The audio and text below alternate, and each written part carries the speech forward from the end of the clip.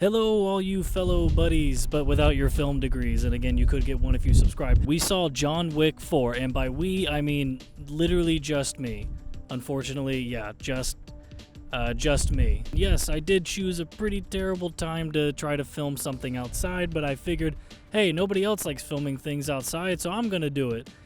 And I see why now, but I'm already here, so. I saw John Wick 4. I don't believe there's a subtitle. There's a subtitle on the last one, but I guess there's not one now. So basically, I'm just going to go through the characters, the plot, and the overall themes of the series, because I do believe, although we're getting some spin-offs and stuff, this might be the end of the John Wick series. So to start the characters, well, there's not a whole lot going on in terms of character development. There are interesting characters, like Donnie Yen's character, who is blind, which I guess is par for the course for his characters. Yeah, he does what he does because of his daughter, and that's kind of interesting. And then you got the old Japanese guy that I guess was in one of the last movies. I watched these last month, and I still don't remember who he is, or was in this case. And then, of course, you had Pennywise that was also in the film, and I guess he was kind of interesting, I guess. Really, what this all came down to was just, again, a John Wick movie just being a sheer force of will attacking everybody. I looked this up beforehand. Apparently, he killed almost 300 people in the first 3 movies, so he's definitely over the 300 mark in this one.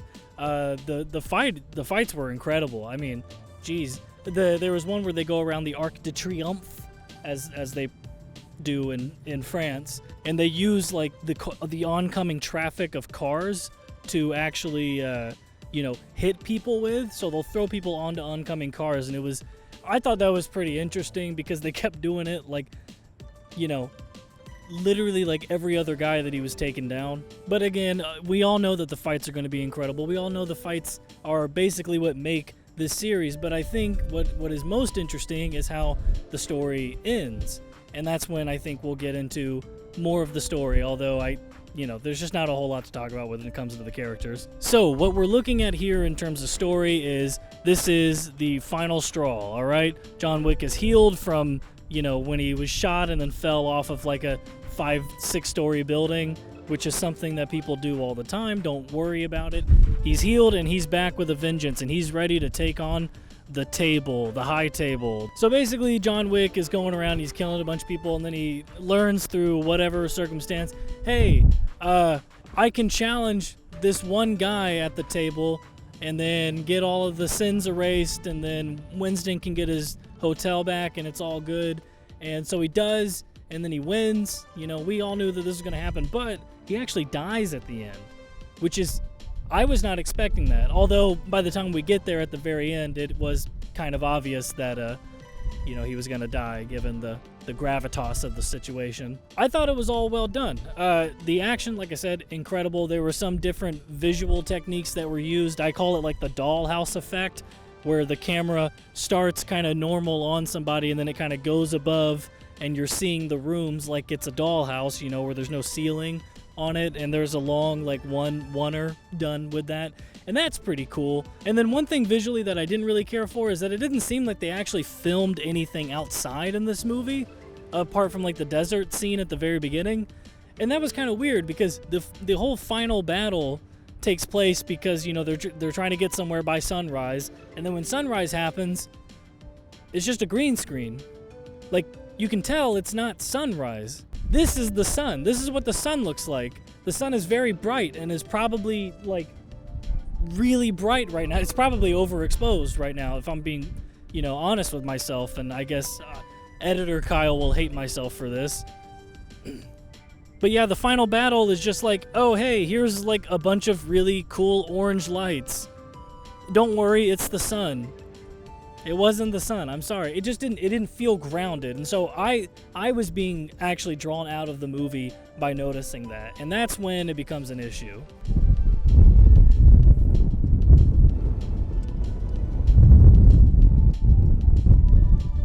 That being said, it was an enjoyable movie. I had a good time. Everybody clapped at the end because there was like a whole like Alexander Hamilton thing where there's like a, pistol duel.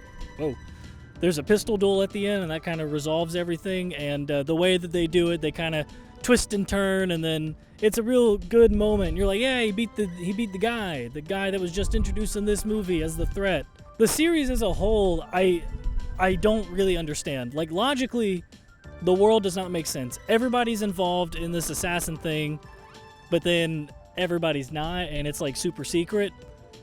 And that's another thing. In this movie specifically, which, by the way, I would never go to a club in my entire life, but because of these movies, I am certainly never going to a club. But here's a problem that I noticed specifically in this movie, and that was that all the, like, onlookers that aren't, theoretically at least, a part of this assassin universe, every single one of them don't react to killing. Like, ever. Like, it's such a normal part of their life that they just kind of let it slide until it gets a little too out of hand, and then they'll, like, move.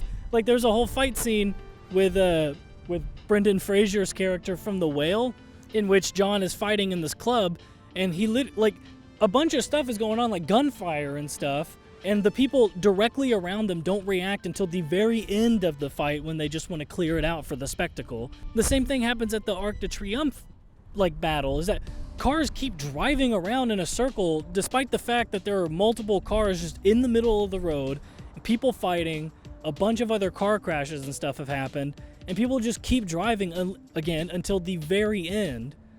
And it's like, how the hell does that happen? How do you, like, that's weird. I'm sorry, but that is weird, and it is immersion breaking. But all that being said, I think the most important thing is the theme of the film and the theme of the series in totality. John Wick does what he does out of revenge, and then he eventually does what he does to try to clear his name to get out of the game again. And so I guess you could say this is a real, Last of Us 2 situation where it's just like, hey, revenge bad, but also it's kind of good when you need it. Here's what I'll say about that. The final scene in the film is at John Wick's grave. Yeah, by the way, spoiler alert, sorry if I forgot to mention that. It's at his grave, and Winston and Lawrence Fishburne are there, and they're like, hey, you think he went to heaven or hell? And then Winston's like, I don't know, man. And it's like, I'm pretty sure he went to hell. Like, he killed over 300 people, and he didn't have to, like, ever. Yeah, he's going to hell, sorry. Like, yeah, I get it. He saves some people's lives, or at the very least doesn't kill them, which is also kind of unexplained. But then other people, he just, like, kills, whatever. And I get it, they're attacking him, self-defense, but also you put yourself in the situation where you needed to use self-defense, so I don't think that really legally holds up. And, I'm getting off topic here. There's also the thing, there's a side character that's introduced in this movie, a guy with a dog, and his whole shtick is like, I'm gonna wait till your bounty gets big enough for me to collect on it, and that way I'll get a bunch of money. But we don't know why he needs that money. We don't know why he wants it, other than he just wants a lot of money. And then John doesn't kill him because I guess he's kind of like not killed John yet. And so because of that, he then turns to saving John. And you may be asking yourself, why? That's a great question. You don't get the answer to that. It's weird. Again, I know I just broke back and went to characters and stuff, even though this is the story section, or is this the theme section? All that being said, the movie is fun. You're going to enjoy it if you like action movies. If you don't like action movies, or if you just kind of are like about action, but you just kind of want to go because you like Keanu Reeves or something, you'll probably like it, I guess. You're going to be lacking any, like, thematic relevance in the movie and the series as a whole, I guess. Although I guess you could argue that it is thematically cohesive, because he dies at the end, but I don't know. Long story short, John Wick 4 is indeed the fourth film in the John Wick franchise, and you know what? I'm going to give you two ratings. All right? First rating is rating as a John Wick movie in the franchise. It's probably like an 8 out of 10. Like 8.5 out of 10 max. Again, it's super enjoyable. Personally, I think the first one is the best, followed by the third, followed by the second. And I think this one fits pretty comfortably, kind of somewhere around the first to third one, somewhere in that area. Well, I guess it would have to fit right in the middle. Yeah, directly in the center because it. Okay, whatever. Rating this as a movie, this is probably a 5 out of 10. It does some visually interesting things, and I think the acting is fun. But again, there are no characters. There are just forces of will, and that might work in The Dark Knight, but even The Dark Knight had a character who changed.